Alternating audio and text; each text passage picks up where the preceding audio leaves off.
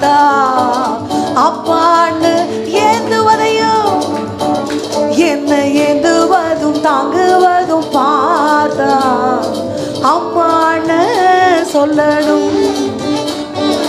இரக்கத்தை உருக்கத்தை பார்த்தா, அப்பான்னு சொல்லணும். எல்லாரும் கூப்பிடலாமா?